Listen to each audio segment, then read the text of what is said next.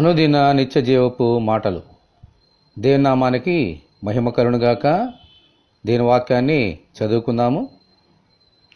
అప్పుడు ప్రభువు నామమును బట్టి ప్రార్థన చేయవారందరూ రక్షణ పొందుదురు అని దేవుడు చెప్పుచున్నాడు. అపోస్తుల కార్యములు 2వ అధ్యాయము 21వ వచనం.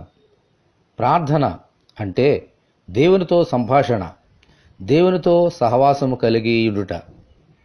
ప్రభువు ఏ కార్యము చేసినా ముందు ప్రార్థనతోనే ప్రారంభించేవారు. ఆయన శిష్యులకు కూడా ఈ ప్రార్థన నేర్పించారు. దావీదు భక్తుడు గాని ఇతర సేవకులు గాని కీర్తనల గ్రంథంలో వ్రాసినవన్నీ వారు దేవునికి చేసిన అద్భుతమైన ప్రార్థనలే. మన దేవునితో మన సంబంధాన్ని కొనసాగించేది ఈ ప్రార్థనే. మన ప్రభు అయిన యేసుక్రీస్తు నామములో మనము ప్రార్థన చేసినప్పుడు అవన్నీ పొందుకోగలుగుతాం. అన్నిటికన్నా ప్రాముఖ్యముగా రక్షణ పొందుకోగలుగుతాం. మన ప్రార్థనను ఆలకించి అడుగుడి మీకు ఇయ్యబడును అని చెప్పిన దేవునితో ఎల్లప్పుడూ ప్రార్థనల ద్వారా సంబంధము కలిగి ఉండాలి.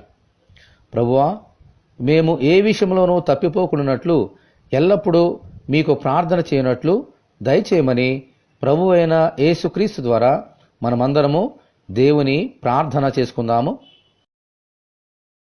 ప్రభువా, ప్రార్థన చేయటం మాకు నేర్పించుము అని మీ శిష్యులు మిమ్మల్ని అడిగినప్పుడు వారికి పరలోక ప్రార్థన నేర్పించారు.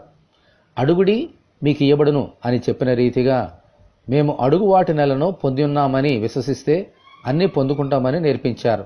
కాబట్టి నాయనా, ఎల్లప్పుడూ ప్రతి క్షణము ప్రార్థనలో గడుపుచు మీతో సహవాసం చేయుచు మీ దగ్గర నుండి జవాబులను ఆశీర్వాదములను పొందుకున్నట్లుగా సహాయం తెచ్చండి.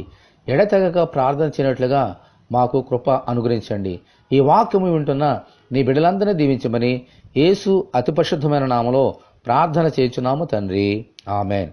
దేవుని ఆత్మ మనలను సర్వసత్యంలోనికి నడిపించునుగాక, ఆమేన్. పరిశుద్ధ దేవుని మందిరం.